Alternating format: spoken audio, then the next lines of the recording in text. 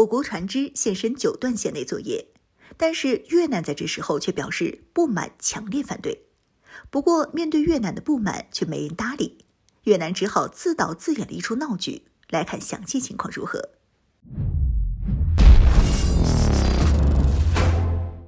Hello， 各位老铁，大家好，欢迎收看本期迷彩虎，我是虎妞。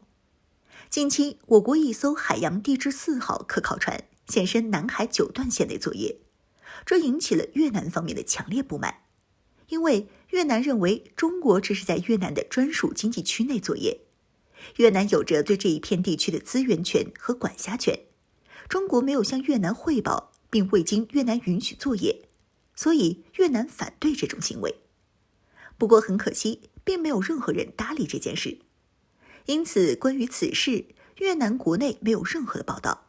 最后，越南外交部在等了好几天，都没见有记者就此事提问的情况下，亲自在官网上公布了这一事件，称越南当局一直关注着海洋事态发展，同时坚持执行管理措施，海上管理和执法都依照相关国际法，从而保护其合法权利。那么问题来了，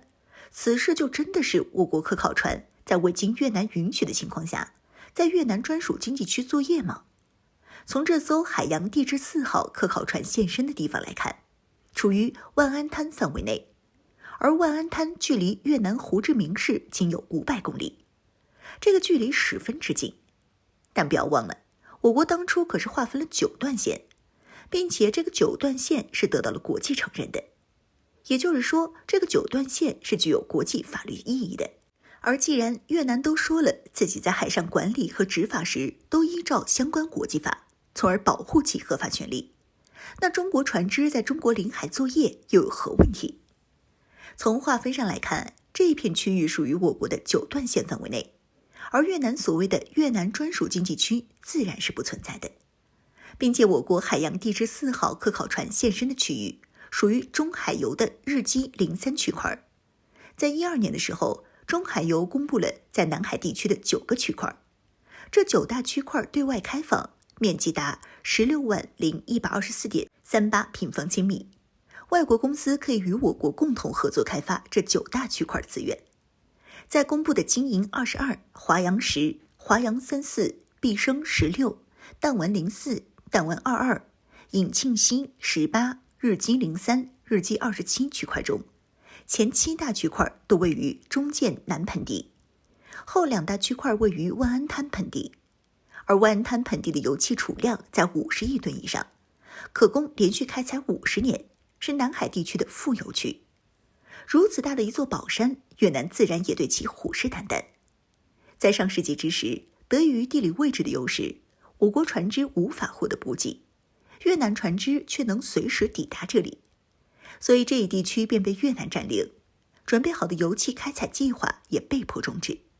此后，越南更是在这儿进行了大量的油气开采，并建立了高脚平台，企图实现长期占领。也正是这样，我国公布的日基03、日基27区块中有不少地方和越南油气田有着重叠之处。此前，我国面对这种有争议的地方的油气开采，采取的是搁置争议、共同开发的政策。但到了现在，南海局势变得不断紧张，多国都来侵犯我国在南海地区的主权，因此，我国需要做出实际行动，来宣示我国对南海地区的主权。在这些地区开发属于中国的油田，就是一个很好的行动。既然这一区域和越南的油气田有冲突了，那越南肯定不会就这么放任我国开发的。在19年之时，越南宣布要对万安滩的油气资源进行开发。得知这一消息的我国，派出了海洋地质8号勘探船前去宣示主权，并且还有海警万吨巨舰在一旁护送。而越南方面即便是派出了50多艘武装船，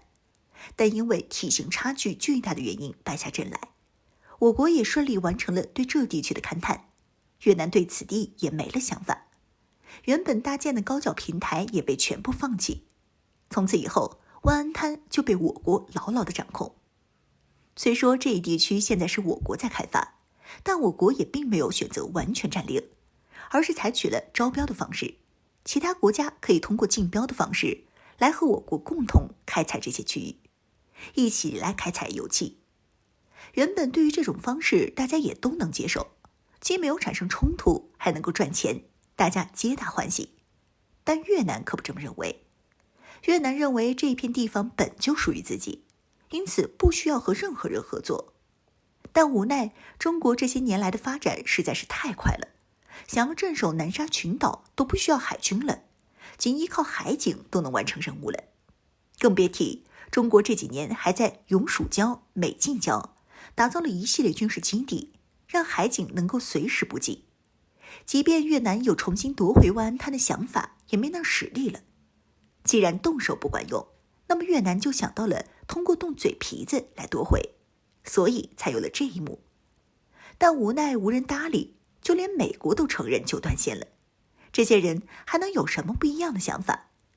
这一出自导自演也就成了闹剧，让人徒增笑柄。